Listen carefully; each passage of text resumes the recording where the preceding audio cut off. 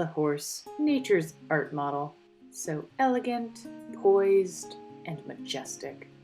But the real question is, can a horse be captured on paper with just 4 different watercolors? Yes. I'm Megan Merz, and today I will be showing you how I paint a horse with a limited color palette. Let's talk materials. For the watercolor, we're going to use turquoise, purple lake, raw sienna, and sepia.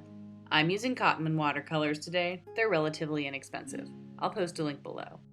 For our brushes, we are using, the first is a Sable 0 round, despite the number having chipped off, because that's what happens if you leave your brush in a cup of water, so don't do that. A number 6 round from Robert Simmons, and a 1/2 inch flat wash brush from Artist Loft, which is just a generic brand from Michaels. The only one of these that was particularly expensive is the Winsor Newton round. I've used this brush for inking quite a few times, and it is great. It has wonderful spring. The other 2 are brushes, they do the job. For my paper, I'm using a Cartiera Magnani Italia Aquarello, which is quite a mouthful, but it's a wonderful paper. It's 100% cotton, it's 6 by 6 inches. Do yourself a favor, get yourself some high quality watercolor paper. It will make a big difference if it's 100% cotton as far as color goes. This video is being played back at 4 times speed. The original piece took about an hour to complete. Okay, to get started, I'm using my number 6 round brush, and I have mixed some of my turquoise with a little bit of my purple lake in order to get this kind of a little bit of lavender in with the blue. I'm just blocking out shapes right now. Because I didn't sketch with this, I want to start light and try and sketch with the paint.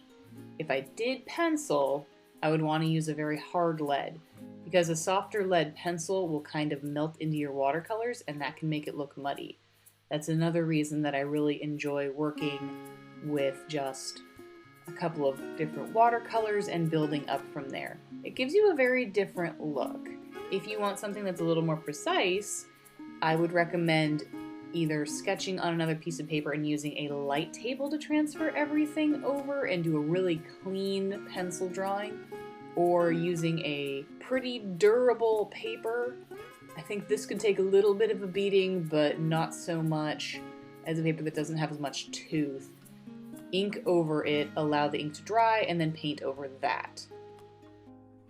If you do need your paper to be super dry so that you can paint crisp lines, I recommend having a hairdryer. I have a teeny tiny one that sits next to my art desk, and I pull it out every once in a while when I need that paper bone dry so that I can use my teeny tiny brushes to make super crisp lines.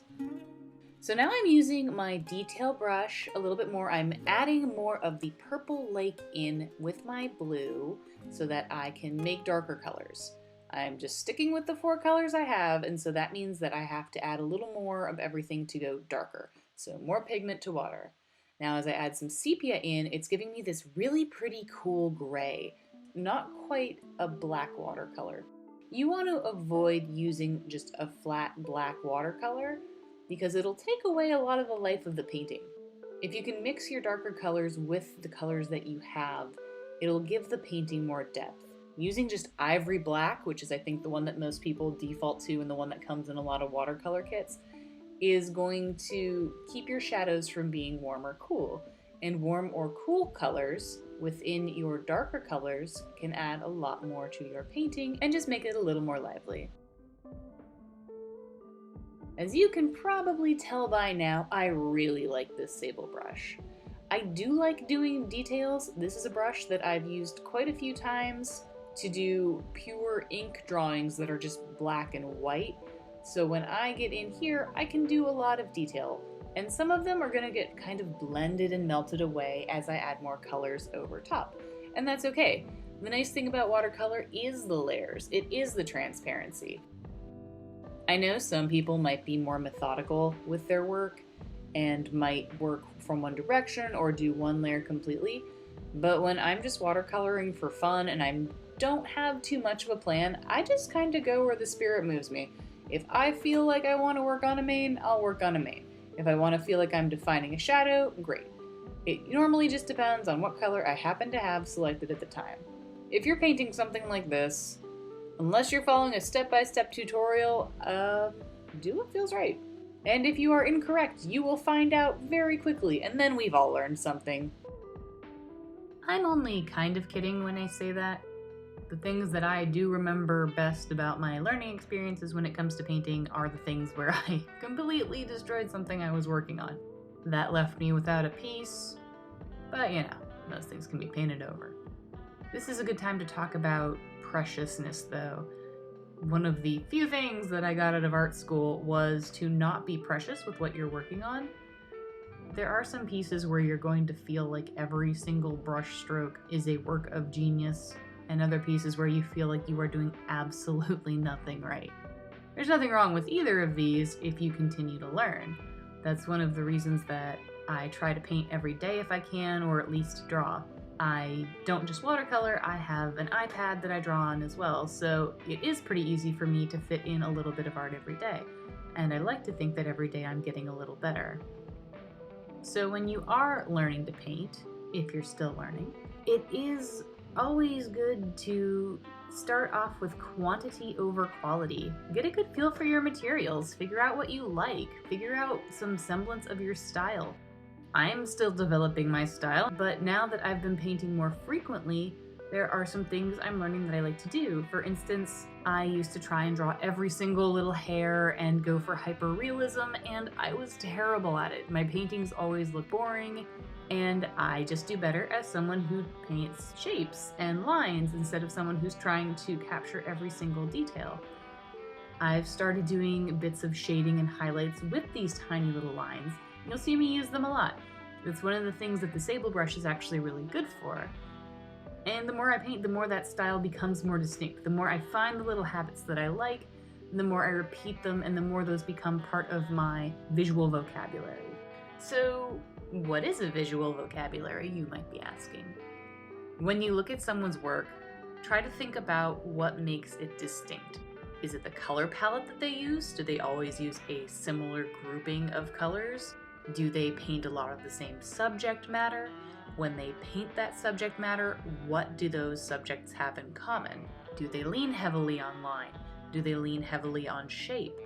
Do they do something abstract? Do they make representational art? Are they distilling their subjects down to a simplified shape? Are they exaggerating shapes and forms? The more you look at someone's body of work, the more you'll be able to pick these things out. And this is definitely something that'll evolve over time. And the more you do work, the more it will evolve for you too. So when I say quantity over quality, I don't mean that you have to make a bunch of garbage art that you hate. It means that the more studies you do, the more small, inconsequential pieces that you do, the more you can build your confidence so that when you work on bigger pieces, all those little tips and tricks that you learned just through trying new things are still going to stick with you. It takes a different amount of time for everybody. Even if you hate your first couple of paintings, maybe take a picture of them. If you keep painting for a year, bring those pictures back out, see how much you've changed, and see if there's anything from those old pictures you kept, or if every single thing you did in them was completely discarded. That's one of the awesome things about making art. You're always learning. Sometimes you might not like what you learn. There are definitely times when I learned I have some terrible habits. I learned drawing people through drawing anime, and I still draw eyeballs on people way too big. But if I like the way those big eyes look, I can refine them to blend in with other features that I find interesting in artwork, and I can make that part of my body of work. Tangent aside, what I'm doing right now in this piece is pulling up watercolor with a clean but slightly wet brush. This is removing pigment and showing some more of the paper. Following that, I am taking a little bit of sepia and I am washing that over the body of the horse to fill it in a little bit more. I'm trying to keep the background right now really crisp and white, and in order to contrast that, I'm adding more and more layers of color to the horse herself.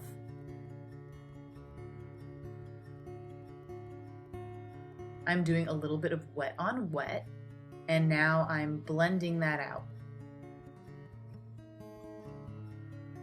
As you can see there, sometimes I go a little outside of the lines, and I was not happy about that, so I blotted it really quickly.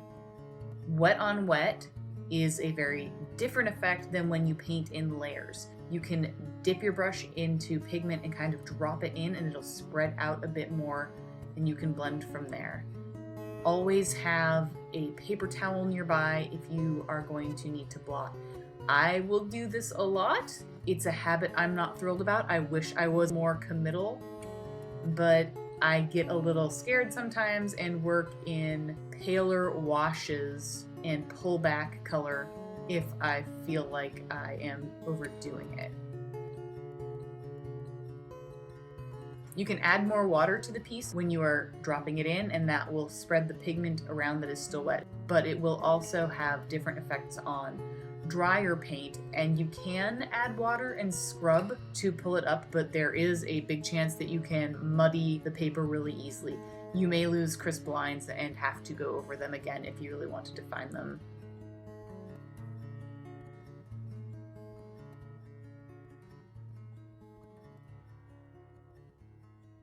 At this point, I have really blended the horse's jaw away because I am intending to repaint it in with my line brush once that's dry.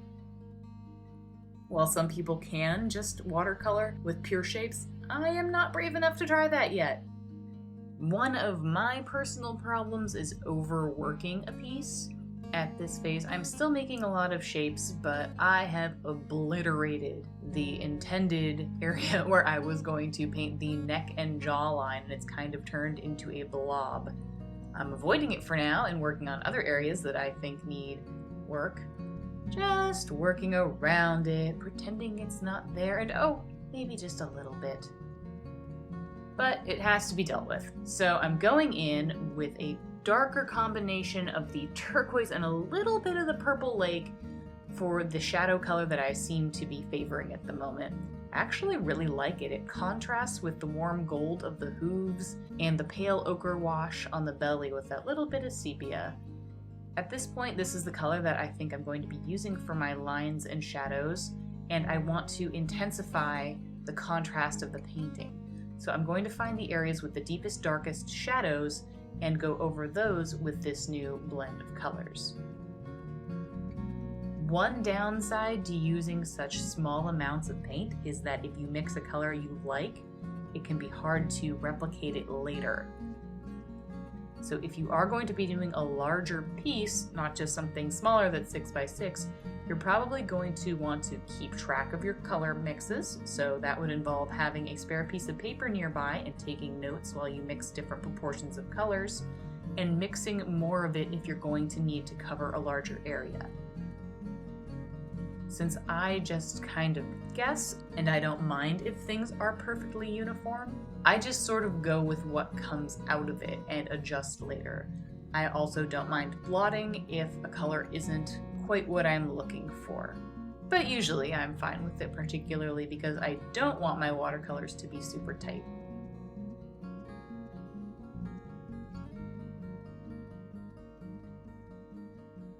The horse that I was referencing had these absolutely beautiful little spots. So now I'm creating those by leaving negative space between these really loose, wet lines that I'm creating and blending together. By having a higher proportion of water to pigment and pushing those areas together while they're still wet, all that pretty blue paint is blending together. I'm going to continue this and continue making my lines, and I'll probably add some more spots along the shoulder as I go. Since most of the areas have been largely filled in, it's time for me to go back to using my detail brush, which for some people is going to be one of their favorite parts. Kind of like people when they only use the teeniest little part of a marker, but there is something very soothing about using one of these line brushes. As questionably ethical as sable hair is for an art material, it does provide a lot of spring. If you want to just use nylon, you can still get a very nice look, but different types of brushes will yield different results.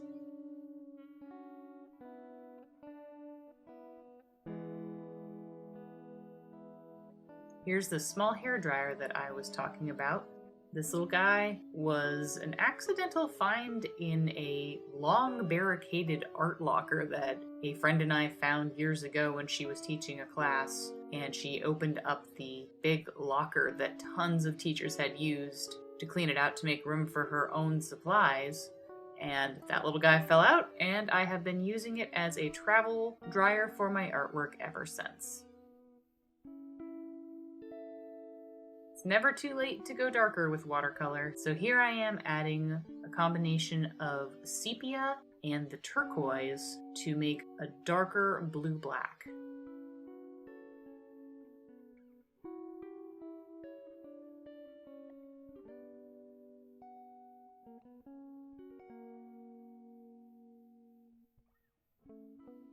This is giving it more of a lined appearance, particularly in the mane.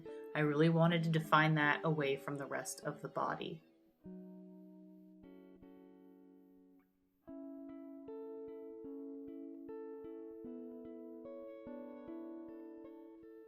The hooves fell flat, so I went in and added shade by combining the turquoise, a little bit of sepia, and the ochre. And if you were wondering when I was ever going to use that flat brush, here it is. Not every background needs to be super complicated, so with a combination of the ochre, sepia, and the turquoise, which I think makes a rather nice green, I'm creating shapes around the horse to give the piece a little bit more interest. Flats can be a little tricky to use, but I like the shapes that they make, and those shapes are distinctly different from what a round brush has to offer.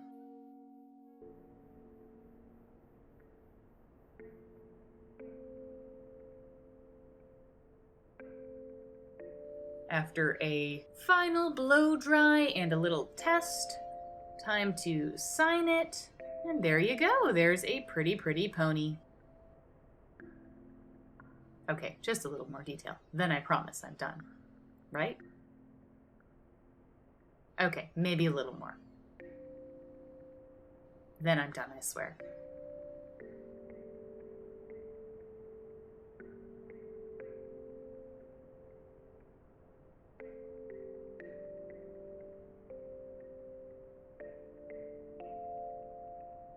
And here we are, all done. Thanks so much for watching this video. I hope you enjoyed my art ramblings and my little tips about painting. Here is solid proof that you don't need more than a few colors to make a complete watercolor.